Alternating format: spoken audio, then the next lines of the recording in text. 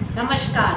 पिछले वीडियो में मैंने अंतर्राष्ट्रीय संबंध का अर्थ, प्रकृति और क्षेत्र समझाया था, जिसके अंतर्गत थोड़ी सी जानकारी आपको ये दी थी कि अंतर्राष्ट्रीय संबंध की जो प्रकृति हमने समझी, उसमें ये चीज़ हमें ज़रूर उभर कर सामने आई थी कि अंतर्राष्ट्रीय संबंध अभी तक एक स्वायत्त शासन का रूप ग्रहण नहीं कर सका है।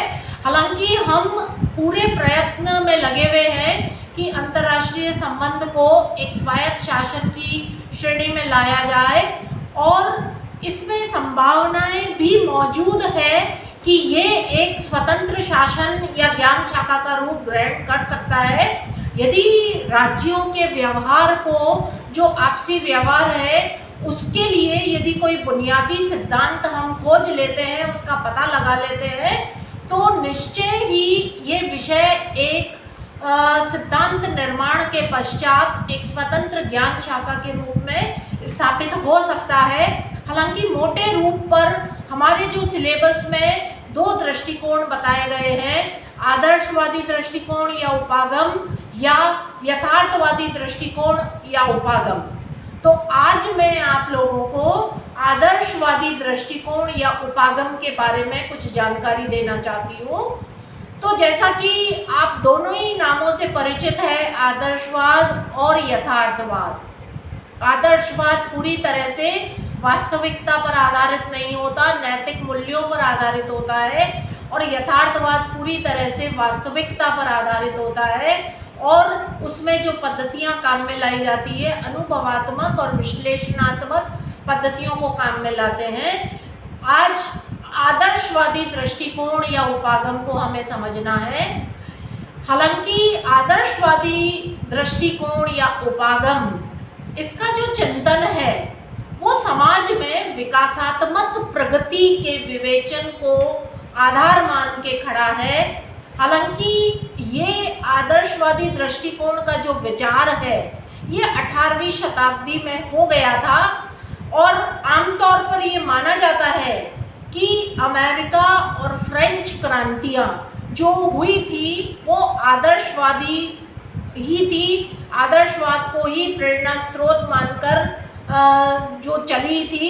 ये क्रांतियाँ उन्हीं को अपना प्रेरणा स्रोत मानती है। और 1795 में एक विचारक थे कॉन्डरसेट, उन्होंने एक ऐसे विश्व व्यवस्था की कल्पना की जिसमें उन्होंने बताया कि ना कोई युद्ध के लिए स्थान होगा, न विषमता के लिए, न अत्याचार के लिए।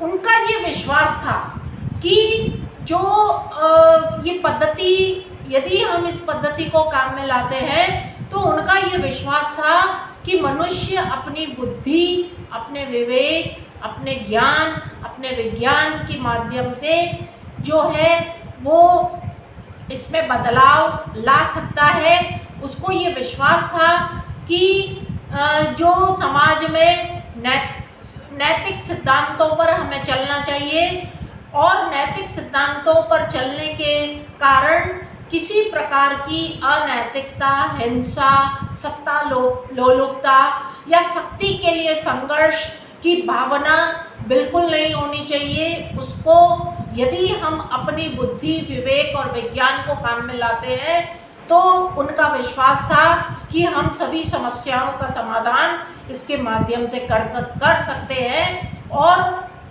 उनका ये भी मानना था कि आदर्शवादी दृष्टिकोण के अनुसार जो उसका मूल आधार है, उसका जो मूल चिंतन है, वो क्या होना चाहिए पर आधारित है, जिसके अंतर्गत हम ये पता लगाते हैं कि इन प्रश्नों पर ज़्यादा विचार किया जाता है कि शांति कैसे स्थापित की जा सकती है, अंतर्राष्ट्रीय सहयोग कैसे स्थापित किया जा सकता है, युद्ध को कैसे खत्म किया जा सकता है, और जो शक्तिशाली राष्ट्र है वो कमज़ोर राष्ट्रों का शोषण क्यों करते हैं।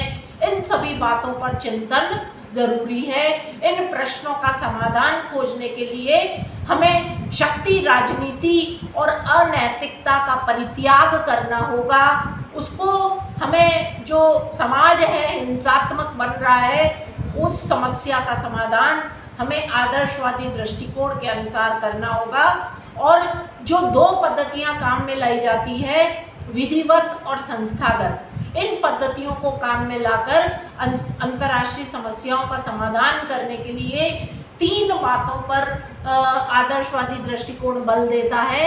सबसे पहला वो कहता है कि सभी देश को नैतिक सिद्धांत को अपनाकर चलना चाहिए, शक्ति राजनीति से दूर रहना चाहिए और शक्ति राजनीति के जो प्रबल पोषक हैं वो सर्वाधिकारवादी दल रहे हैं, उन दलों को बिल्कुल नष्ट कर देना चाहिए। और तीसरी बात कि विश्व सरकार की जो स्थापना है वो विश्व सरकार की स्थापना के लिए शक्ति राजनीति को सदैव के लिए दफना देना चाहिए। और अंतर्राष्ट्रीय राजनीति में जो हमारा लक्ष्य है, जो आदर्शवादी दृष्टिकोण है, वो अंतर्राष्ट्रीय राजनीति को साध्य न मानकर साधन मानते हैं, जिसका प्रमुख लक्ष्य है अंतर्राष्ट्रीय न्याय की स्थापना करना। और उनकी ये प्रबल मान्यता थी कि इस प्रकार का कोई अंतर्राष्ट्रीय संगठन स्थापित हो जो कि अंतर्राष्ट्रीय समस्याओं का समाधान जो है वो न्याय के आधार पर करे, शक्ति के आधार पर न करे, हिंसा के आधार पर न करे और बुद्धि और न्याय के आधार पर नैतिक सिद्धांतों पर चलकर किसी भी समस्या का समाधान करे। अंतर्राष्ट्रीय विवादों का जो समाधान है उसके अंतर्गत किसी प्रकार की शक्ति राजनीति को प्रयोग में न लाए। और संयुक्त राष्ट्र संघ से पूर्व जो प्रथम विश्व युद्ध के बाद जो प्रथम राष्ट्र संघ की स्थापना हुई थी, उस राष्ट्र संघ की स्थापना का लक्ष्य भी यही था कि अंतर्राष्ट्रीय समस्याओं का जो समाधान है वो शांतिपूर्वक और न्यायपूर्ण तरीके से हो। अब आदर्शवादी दृष्टिकोण की समालोचना हमें समझनी है कि इसकी निम्न आधार पर आलोचना भी की जाती है। अंतर्राष्ट्रीय संबंध में आदर्शवादी दृष्टिकोण को अपनाने के बाद हमें पूरी तरह से बल और सैनिक प्रयोग का पूरी तरह से तिलांजलि हमें दे देनी है और उसके स्थान पर हमें नैतिक सिद्धांतों का पालन करना है, जो कि हमें नहीं लगता कि अभी तो क्या भविष्य में भी ये हमें चीज़ बहुत दूर की नज़र आती है कि समस्याओं का समाधान जो है वो सिर्फ और सिर्फ नैतिक सिद्धांतों के माध्यम से ही नहीं किया जा सकता। दूसरी जो बात है वो ये है कि आदर्शवादी व्यवस्था के लिए उग्र सैनिकवादी हिंसक शक्तियों का पूरी तरह से दमन करना होगा। और तीसरा, इस सिद्धांत के अनुरूप राज्यों से पूरी तरह से नैतिक सिद्धांतों पर चलने के लिए कहना होगा। और ये सिर्फ हमें एक स्वप्न मात्र दिखाई देता है कि नैतिक सिद्धांतों पर चलकर कोई भी राष्ट्र अपनी समस्याओं का समाधान कर सके। तीसरी बात जो बहुत इम्पोर्टेंट है कि राष्ट्र संघ की असफलता ने भी इस दृष्टिकोण पर प्रश्न चिन्ह लगा दिया था। राष्ट्र संघ में आपने देखा है संयुक्त जो राष्ट्र संघ की स्थापना हुई उसमें ये जो विभिन्न संस्थाएं उससे जुड़ी थी वो कभी भी मानवीय भ्रातृ भावना का प्रतीक नहीं बन सकी। और दूसरा, जो कमजोर और छोटे राष्ट्र थे वो उनको ये आभास होने लग गया था कि जो बड़ी शक्तियां हैं वो अपने स्वार्थों को ही पूरा करती है, उनकी जो समस्याएं हैं वो एज इट इज़ रहती है। तो ये दोनों कारण राष्ट्र संघ की असफलता में बहुत महत्वपूर्ण कारण माने जाते हैं। इस कारण आदर्शवादी दृष्टिकोण का जो विश्लेषण है वो अंतर्राष्ट्रीय संबंध का विश्लेषण करने में इतने सहायक सिद्ध नहीं हुए जितना कि हमने अपेक्षा की थी।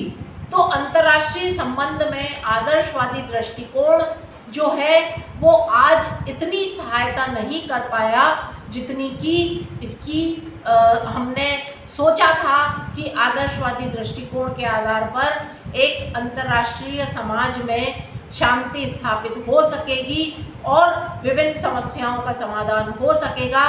लेकिन युद्ध और शक्ति भी वास्तविकता जो वास्तविक तत्व है उनका भी हमें ध्यान रखना होगा उनके लिए हम खाली नैतिक सिद्धांतों पर चलकर इस समस्या का समाधान हम नहीं कर सकते।